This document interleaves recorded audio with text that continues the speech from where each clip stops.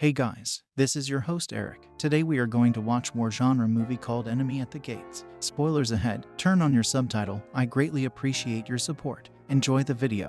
In 1942, a year after the German invasion of the Soviet Union, Red Army soldier Vail Zeitz is on a train to Stalingrad and thinking about when his grandfather taught him how to shoot a rifle. With him on the train, there are also many civilians, including Tanya Sharonova, who barely notices but doesn't dare to talk to. The civilians leave in the middle of the trip, while the soldiers are dropped right in the middle of the Battle of Stalingrad. They have to get on a boat to get to the front lines, which gives the enemy a chance to drop bombs and shoot at them. Many soldiers fall as soon as they see them. When other soldiers see this, they jump into the water to get away, but their own superior officers shoot them. When they get to the docks, only 1 out of every 2 soldiers gets a gun. The soldier gives the other person bullets and tells them to follow the soldier with a gun.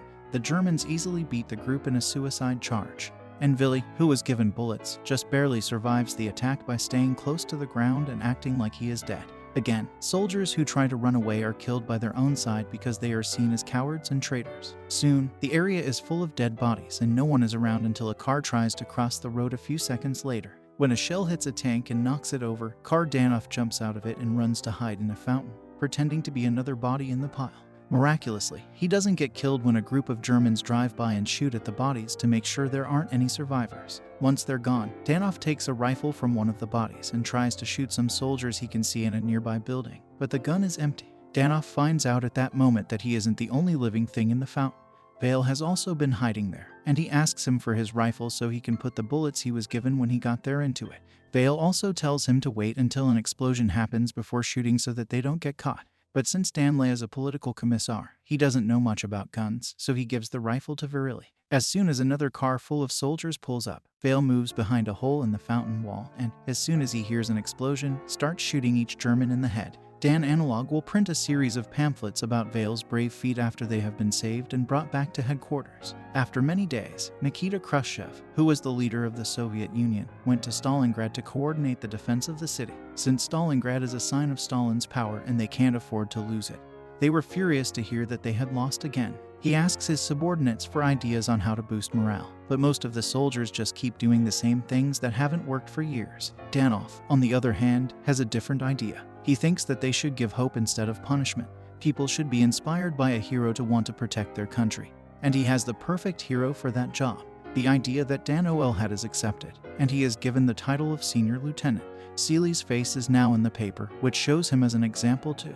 In his case, he has also been moved up to the sniper division. From then on, Vail is the face of the Russian army. He becomes a national hero and a symbol of propaganda, and his exploits are written about in the army's newspaper and on pamphlets that are posted all over the country. During one of Vail's missions, a young boy named Sasha Philip finds him and his team. Sasha Philip is a fan of Vail. He invites him to his very simple home, where his mother misses Philip and makes him dinner to thank him for what he's done for them. As soon as they get there, Dan Lava also shows up with letters from Vail's fans all over the country. These letters are part of a plan to keep spreading hope and propaganda. Danoff makes him answer all of them, even though he is the one who tells Vasily what to write, especially since he has to help him spell. After they start, one more person shows up. Tanya, the girl from the train who is like Sasha's sister and joined the local militia, is fluent in German because she went to school there. They want to sign her up because they need more soldiers who can speak German. Tanya, on the other hand, would rather stay and fight, especially since there aren't enough men in the local militia.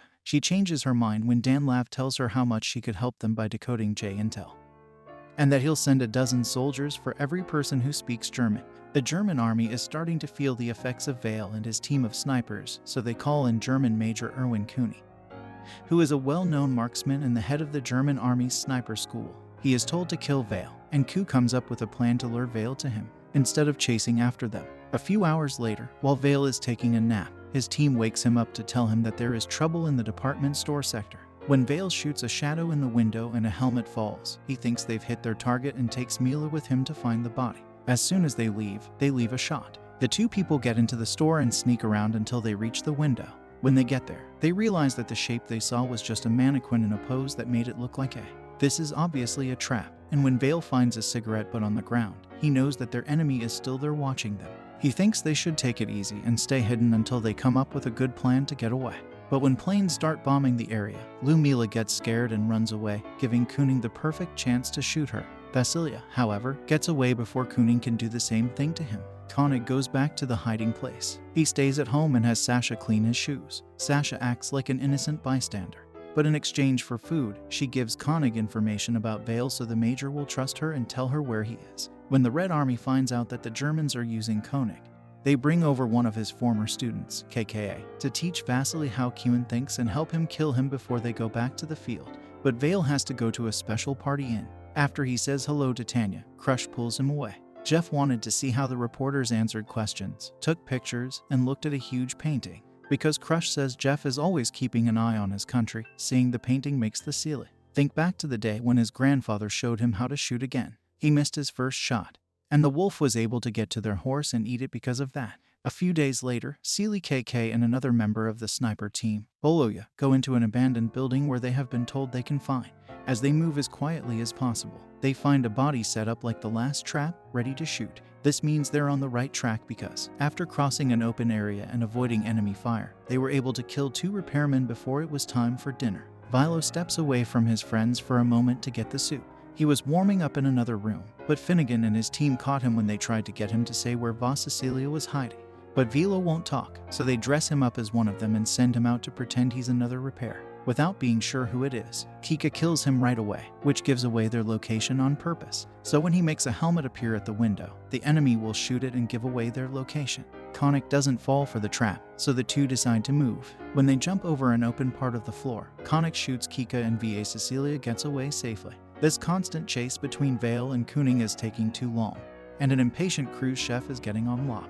Danoff goes to see Tanya after their meeting to bring her a gift and try to get to know her better. But she surprises him by asking to be moved. After a few hours, Vale goes back to headquarters, but he's not in the best mood. He's never seen a shot like the one Koenig made today, and he thinks he might not be able to beat him. Danoff tells him that they are getting new information and that the next time they meet, Vale will be one step ahead of him or maybe even more. So he doesn't need to worry, but he does want something in return. He wants Vasily to talk to Tanya and persuade her not to ask for that.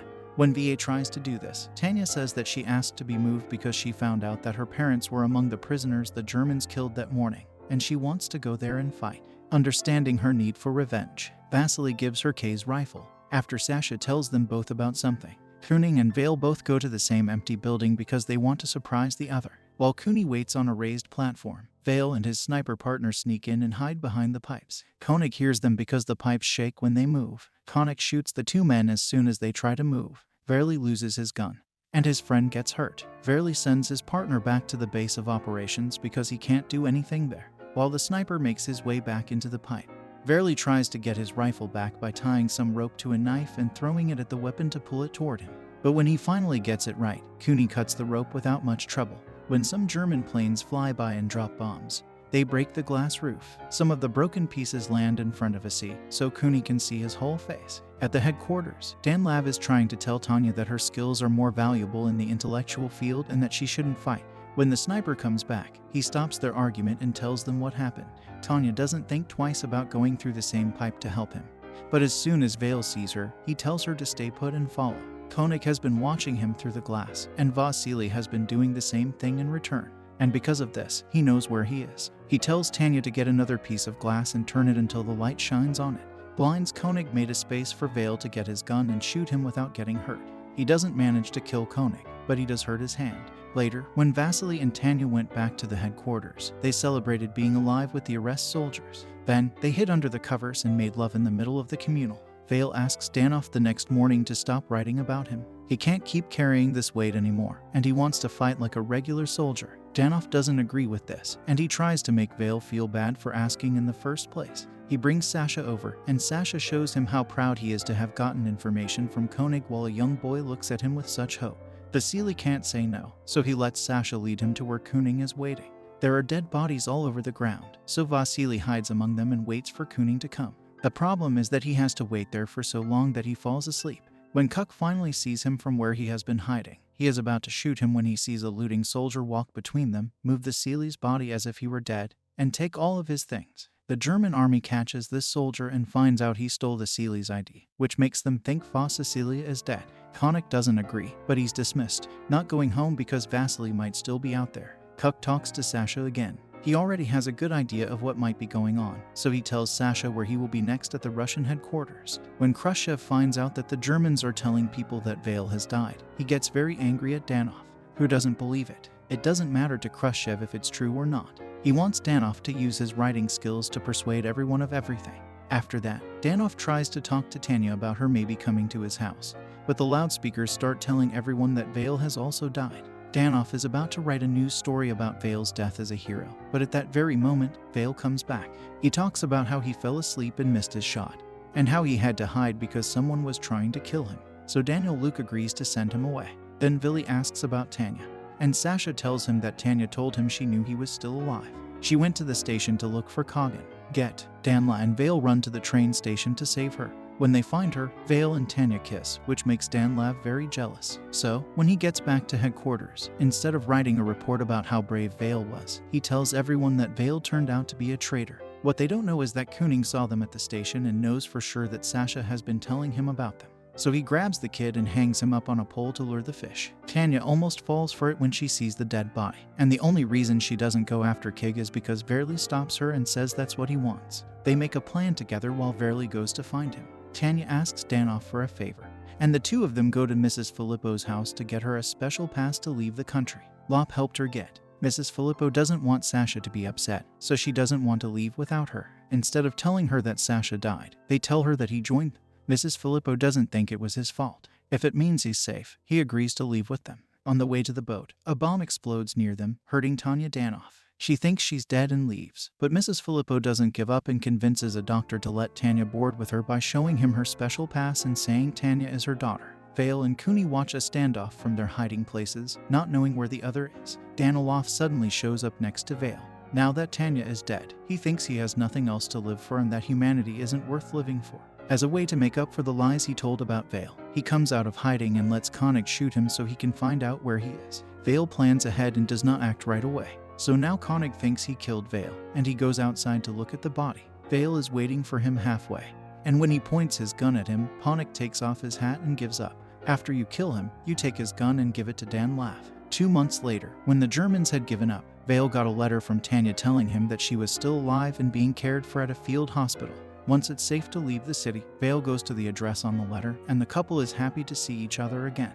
We really appreciate you watching. If you enjoy this video, please give it a like. And don't forget to subscribe to the channel with the notification bell because it is really important for us. Thank you.